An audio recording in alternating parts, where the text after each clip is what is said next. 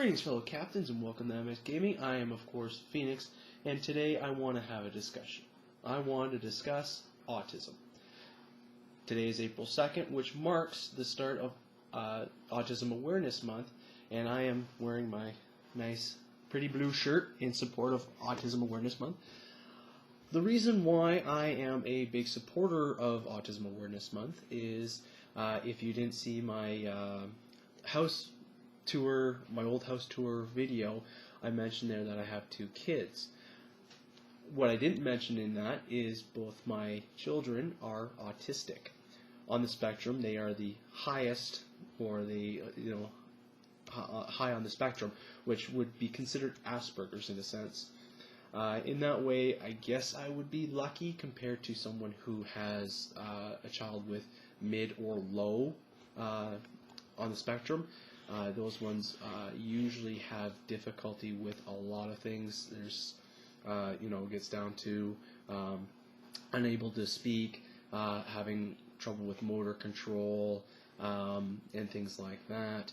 Whereas my children, they're fully functional, and they can do almost anything that I can do. So, in fact, my son is very intelligent.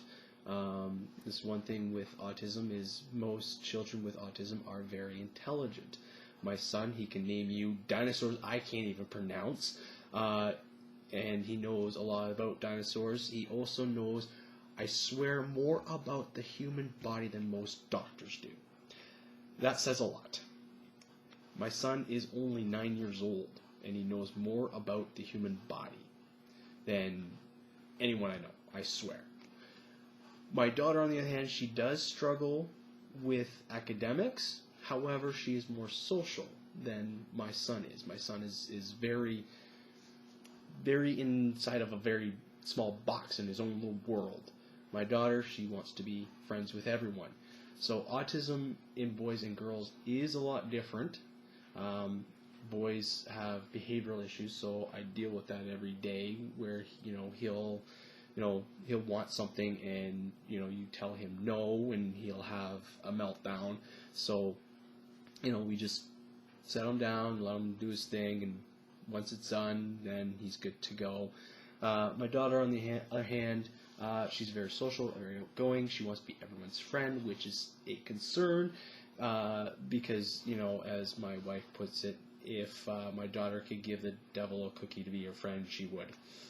So that's where I'm coming from on this as a parent who has 2 children with autism. So in order to express my awareness on autism to my fellow audience, I would like to read a book that I don't even know where we got this, but then again, we have tons of books. My son, both actually my kids, love to read, which is really good. But I have this book. It's called My Friend Has Autism. If you looked at my Twitter feed, I posted a picture of myself with this book so that you guys knew that this video was coming. So here is the cover. So there we go. So My Friend Has Autism, and it's a nice little book, and it teaches people about autism, and it gives you little facts as well about autism. So without further ado, let's get this short little story started. My Friend Has Autism. My name is Nick, and this is my friend Zach. Zach and I belong to a model airplane club. Zach has autism. So I'll show you the picture here. So this fellow here, this is Nick, and then this is Zach. This is the boy with autism.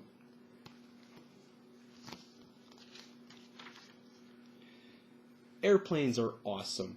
Zach likes building bi-wing planes. Jet fighters are my favorite. And there's a little fact here. It says, did you know autism is a brain-based disorder? With autism, parts of the brain don't grow the way they should. No one knows why. Some kids have autism. There is no cure. The way I see it as a parent, I don't see it as a disorder because I know children with autism are very, very smart, very, very intelligent, and they look at things in a very different way that I'm sure a lot of people would appreciate. So, anyways, I'm just going to show you the pictures here. Ooh, get it right here. So there we go. Zach knows a lot about airplanes. Like I was saying with my son, who knows a lot about dinosaurs and the human body. This person here knows a lot about airplanes. It's not uncommon that once they know something, they know a lot about it. His nickname is Pilot. I've learned more about planes from Zach than anyone else. So, as you can see here, there we go. So, yeah, so there he is telling him about the planes.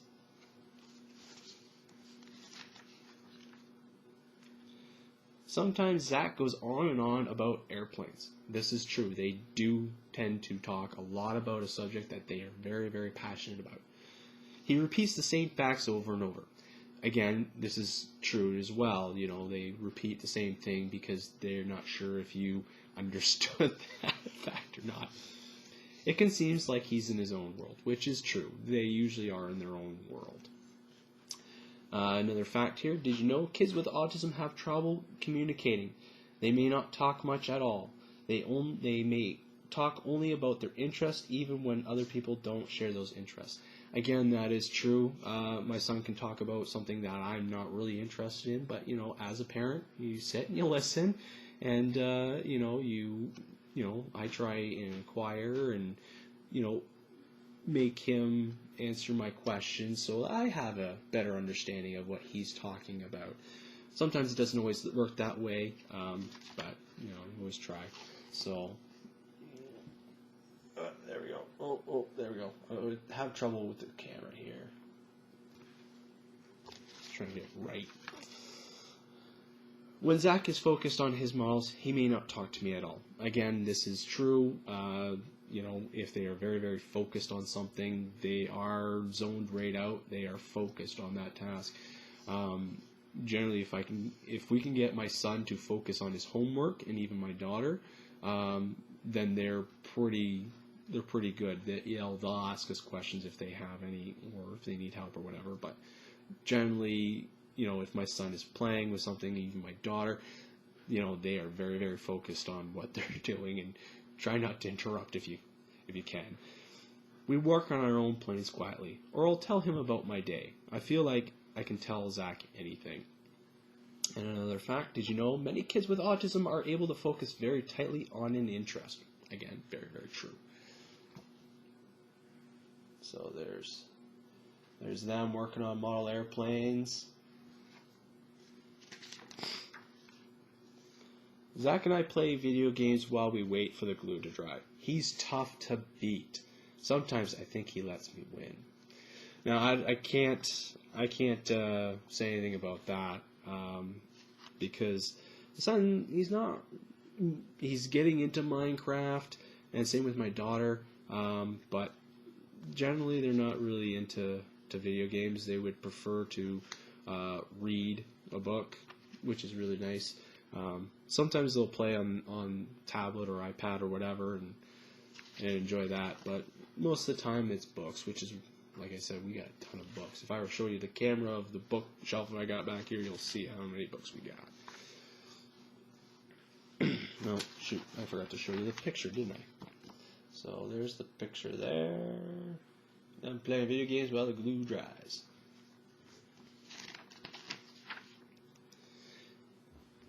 Zach hears things most people don't notice. Loud noises can hurt his ears. On our field trip to the airport, he wore the coolest earmuffs ever. He looked like he worked there.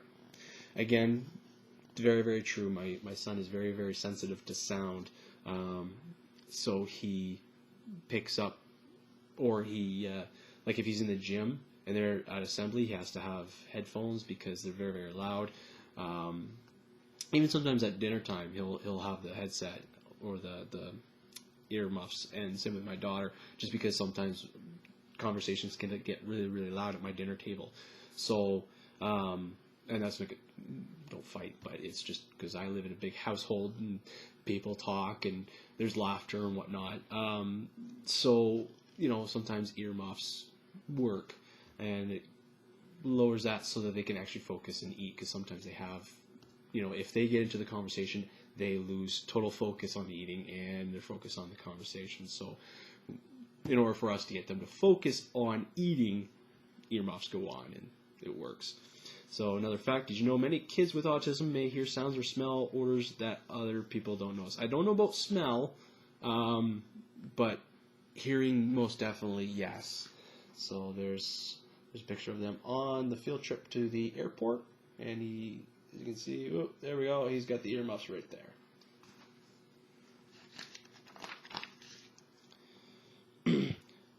I wrestle with some of my other friends, but not with Zach. He feels things differently than most people. Again, that is true. My son, he doesn't like usually people touching him. When I tickle him, he does get upset, and it doesn't matter whether he's laughing or not, he's still upset, and I have to know when I can tickle, when I can't tickle him. My daughter, she's not so bad with that, but sometimes she does get upset. Zach doesn't like anyone touching him, not even to pin on his new wings, and that's okay. Like I said, sometimes my son, he's not too bad. He's gotten better, I think, over the years. But there's times, like I said, when I tickle him, he just does not want to be tickled or doesn't like being tickled. But, you go with the flow. There are a lot of things that I don't like, too. So there's them getting their wings pinned, except for Zach here. He's just holding on to his pin.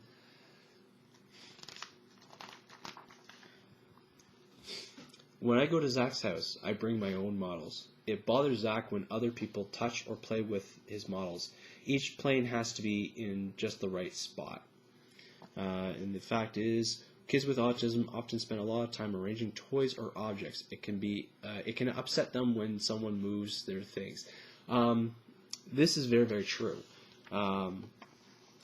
Now, before my son was diagnosed with autism, we didn't know he had autism until he actually went to school. And I never noticed this, and I used to play with him all the time before he went to school. I never saw him line up his toys, but it was after the fact I noticed that he was doing that. So, and then if you do move a toy, he would get upset. So sometimes they arrange them in a line or in a circle, and if you touch it, they tend to get really, really upset with that. But I think my son is mostly over that now. When I go down to his room, and he's got a big mess on his table that's in there. I'm like, okay, you need to clean this up. Sometimes that can be a hassle too, but that's just him being a child.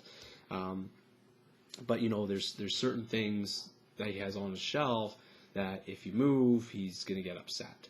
So, but again, this is spot on, and this is very, very true. Oh, let's show you the picture. Keep forgetting to do that.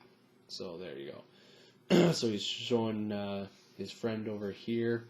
Yeah, this guy right here. Showing him how all his toy or his models are arranged, and that's how he likes them.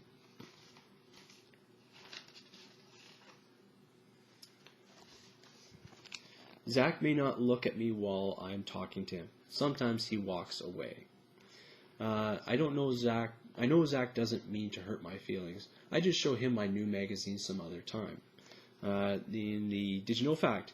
Many kids with autism can seem impolite. They don't understand that it's rude to walk away from someone who's talking to them. This is very, very true.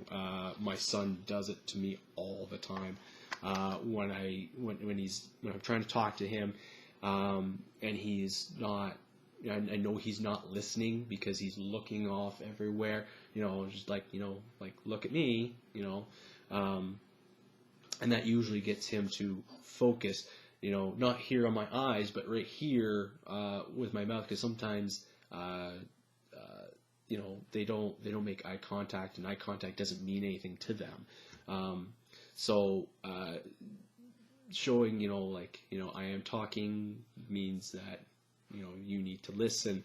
And sometimes, you know, like if I'm, you know, taking, you know, a pause just to take a breath or something like that when I'm talking to him, he'll actually walk away because he thinks the conversation's done. And it's not because I know he's not being rude, but, you know, you have to tell him you are being rude when you are doing this. And the other thing is you could tell them till you're blue in the face that they're being rude when they walk away. You can tell them 5 million times, they still won't get it. You know, it's just that they don't seem to understand that it is impolite to walk away when someone is talking, whether they stop to pause or while they are in mid-sentence. They don't clue in. The other thing is they don't understand subtlety. So when you say, you know, it's raining cats and dogs out, they'd be like, I don't see any cats or dogs raining. I see water, right? They don't understand that you don't mean it literally, right? So they take everything literally, right? So that's another thing that you have to understand. So when someone, you know, says, oh, it's raining cats and dogs, well, I don't see that. Maybe you might be talking to someone with autism. Sometimes it's really, really hard to tell whether you're talking to someone who has autism until you see these signs. And, you know, some people just, they don't know. Unless you're really low on the spectrum or mid to low, you may not know that you are dealing with someone who has autism. I'm really glad I met Zach. Of all my friends, Zach is the only one who likes model airplanes. It makes me feel good to be his best friend. I know that he likes being my friend too. So that is the book of My Friend Has Autism. As I read to you, it's a nice little book. It gives you some information about autism. So I hope everyone here on my channel that watches it, or even if you just somehow happen to come across my my channel and you watch this video, I hope we have a good understanding of what autism is. So anyways, folks, that is it for me. Thank you for watching. Live long and prosper, and as always, we'll see you out there.